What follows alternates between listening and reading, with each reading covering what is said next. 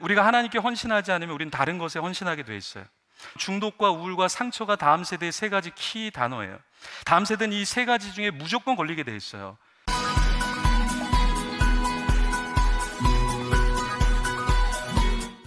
어떤 사람은 5대 중독에 다 걸려 있어요. 인터넷 중독에, 술 중독에, 도박 중독에, 성 중독에, 마약 중독에, 5가지 중독에 다 걸려 있는 사람들이 있어요. 우리나라의 온라인 중독자가 230만 정도 됩니다. 도박 중독자가 210만 명 정도 되고요. 술 중독자가 210만 명 정도 돼요.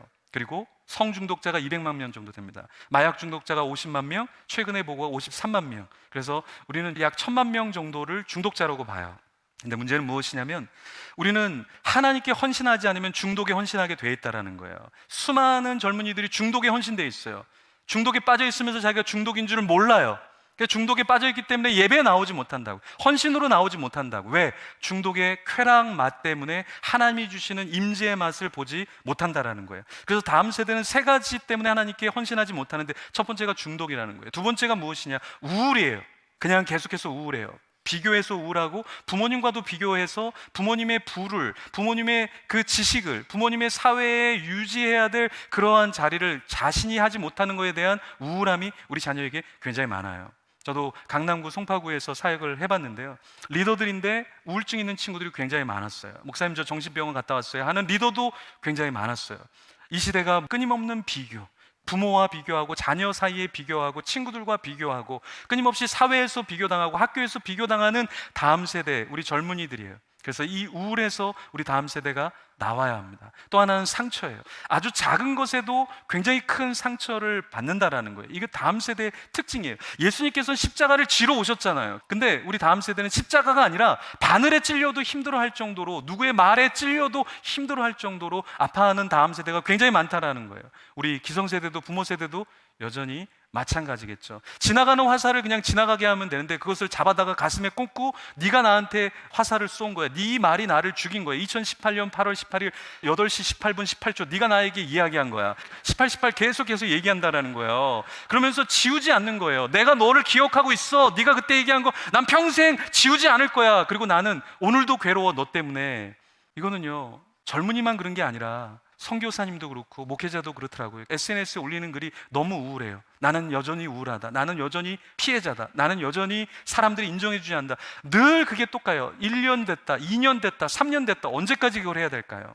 개복치라는 게 있습니다. 개복치는 4m까지 크는 굉장히 큰 물고기잖아요. 몸무게가 1톤에서 2톤까지 간다 그래요. 그런데 개복치가 죽는 이유가 굉장히 많다 그러죠. 이렇게 눈을 떴는데 물방울이 들어왔다고 깜짝 놀라서 죽고요, 몸에 있는 세균을 털어내려고 점프했다가 바닷물에 푹 부딪혀갖고 충격에 의해서 놀라서 죽고요, 뭘 먹었는데 뼈 같은 게 작은 게 내장을 찔렀다고 놀라서 죽고요, 친구가 죽는 모습을 보고 너무나 스트레스 받아서 자기도 죽고요. 이 개복치가 굉장히 겁이 많은 물고기라고 하죠. 근데 우리 젊은이들이, 개복치 같은 젊은이들이 굉장히 많다라는 거예요. 저는 벌꿀 오소리 같은 우리 다음 세대가 되면 좋겠습니다. 벌꿀 오소리 어떤 존재예요? 기네스북에 가장 겁없는 동물 기재된 게 벌꿀 오소리입니다. 벌꿀 오소리는 코끼리가 오든 사자가 오든 길을 비켜주지 않아요. 절대 물러서지 않습니다. 코브라 앞에서도 싸워서 물러서지 않는데, 코브라가 물어서 쓰러지는데 6시간 만에 독을 해독하고 다시 일어나서 산채로 씹어버립니다. 그게 벌꿀오소리예요. 벌꿀오소리가 가장 좋아하는 게 뭘까요? 벌꿀이죠. 벌을 먹을 때 벌이 가만히 있을까요? 혀를 쏘고 머리를 쏘고 몸을 엄청나게 쏘죠. 근데 벌꿀오소리는 끄떡도 안 해요. 왜요? 자기 몸에 해독을 할 수 있는 능력이 있기 때문에 그래요. 우리가 크리스찬이라면 여러분 안에 독과 여러분 안에 있는 억울함, 여러분 안에 있는 상처를 씻어낼 수 있어야 한다라는 거예요. 예수님께서는 이 땅에 십자가를 지러 오셨거든요. 그 말은 무엇이냐면 죽으러 오셨다라는 거예요. 근데 우리는 뭐하러 오냐면 살러 와요. 하나님 나 좀 살려주세요. 그러니까 문제가 해결되지 않는 거예요. 죽어야 사는 건데 우리는 죽지 않고 살려고만 하니까 하나님께서 넌 아직 멀었다라고 이야기하는 거예요. 참 많은 사람들이 이렇게 얘기해요. 하나님 왜 날 안 도와주십니까? 하나님 왜 이렇게 하셨습니까? 근데 제가 그런 분에게 꼭 물어보고 싶은 말이 있어요. 정말 하나님께 100% 맡겨본 적이 있냐? 당신의 사업을 100% 하나님께 한번 맡겨본 적이 있냐? 당신의 자녀를 100% 하나님께 맡겨본 적이 있냐? 당신의 육신을 100% 하나님께 맡겨본 적이 있느냐? 당신의 미래를 100% 하나님께 맡겨본 적이 있느냐? 그래서 하나님께서 안 들어주신 거냐? 아니면 내가 다 잡고서 하나님께 원망하고 있는 것은 아닌가? 하나님의 인물들은 하나님께서 책임을 지셨어요. 우리는 내려놓는 훈련을 날마다 해야 된다는 거예요. 날마다 우리는 내려놓는 훈련을 해야 되는데 그것을 하지 않고 십자가를 지려고 하지 않는 이 시대의 우리의 삶 때문에 역사가, 기적이 일어나지 않는다라는 거예요. 왜 이 시대는 기적이 일어나지 않을까요, 여러분? 기적이 일어나지 않는 이유는 전적으로 하나님을 보는 사람들이 없기 때문에 기적이 일어나고 있지 않다라는 거예요. 십자가를 지는 사람이 없기 때문에 기적을 볼 수가 없다라는 거죠. 자, 사진을 한 장 보여드릴게요. 이것은 십자가를 지은 그리스도라고 하는 히에로니무스 보시의 사진이에요. 이것은 1480년에 보시가 그린 거예요. 이 보시의 작품을 보시면 예수님만 십자가를 지고 있지 그 곁에 군인과 유대인과 여인과 종교 지도자들은 아무도 십자가를 지고 있지 않다라는 거예요.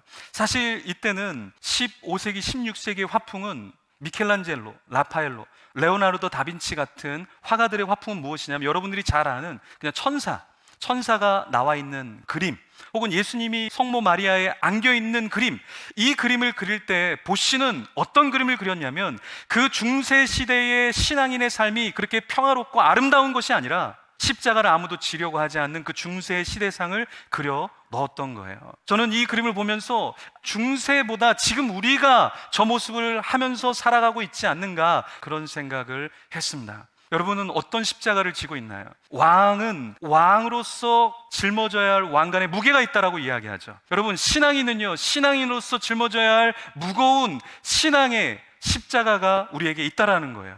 우스갯소리로 이런 예전에 이야기가 있었는데요. 천국에 딱 갔는데 하나님께서 갑자기 건너오라고 하시는 거예요. 그래서 하나님 어떻게 건너갑니까? 그러니까 거기에 그림에서 그래, 네가 지고 왔던 그 십자가를 딱 대고 그 십자가로 건너와 라고 하는데, 십자가를 보니까 십자가가 너무 무거우니까 계속해서 너무 많이 잘라놓은 거예요. 그래서 십자가가 너무 짧은 거예요. 그러니까 다리를 건너오려고 그러는데 다리가 놓아지지 않는 거죠. 여기 이 사파에서 이야기하는 것이 무엇입니까? 우리에게 주어진 십자가를 너무 자르서는 안 된다라는 거예요. 여러분, 우리에게는 다 주어진 십자가가 있습니다. 가정에서 져야 할 십자가가 있고, 학교에서 져야 할 십자가가 있고, 여러분이 직장에서 져야 할 십자가가 있고, 내가 양로원을 가도 그 양로원에 가서도 져야 할 십자가가 있는 거예요. 교회 안에서도 내가 소그룹을 할 때도 져야 될 십자가가 우리에게는 있다라는 거예요.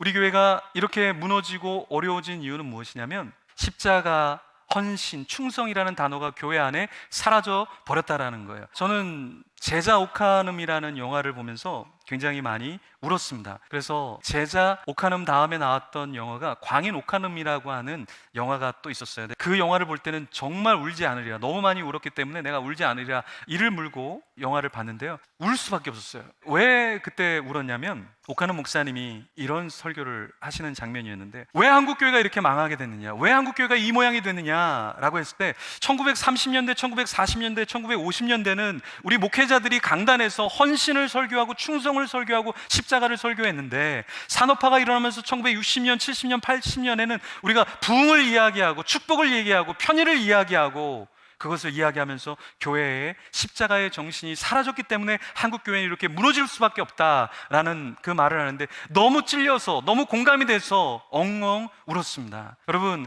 이 시대에 십자가를 지는 사람은 많은 사람들이 그렇게 얘기해요. 너무 신앙이 귀한 사람 같다. 근데 사실은 신앙이 귀한 사람이 아니라 우리가 모두가 다 평범해야 될 신앙을 우리가 잃어버린 것이죠. 저는 특세 이런 거 별로 좋아하지 않습니다. 그거는 다 일반세라고 얘기해요. 제가 왠지 아세요? 모두가 다 나오는 특세는 특세가 될 수가 없어요. 아무도 요청하지 않고 아무도 바라보지 않고, 누가 설교자인지 모르지만 내가 주님을 사랑하기 때문에 일반 새벽 예배 나온 게, 그게 주님과의 특세라는 거예요. 남들이 다 왔다가 남들이 다 사라져버리는 그 특세를 나온 것을 주님은 기억하시는 것이 아니라, 아무도 오지 않는 그 금요일 밤에, 아무도 오지 않는 수요일 밤에, 비가 주룩주룩 내리는 그 밤에 내가 주님이 보고 싶어서, 주님의 말씀이 그리워서, 주님을 찬양하고 싶어서 남들이 다 떠나간 예배당 안에서 주님 때문에, 나에게 주신 사명 때문에 울고 있는 그 기도하는 한 사람, 하나님은 그 사람을 특별 기도자로, 이 시대 하나님이 찾는 한 사람으로 기억하신다라는 거예요. 십자가는 예수님 혼자 지고 수많은 무리 속에서 함께 있는 것이 십자가를 진 그리스도의 따르는 무리, 따르는 제자가 되는 것은 아니라는 것입니다.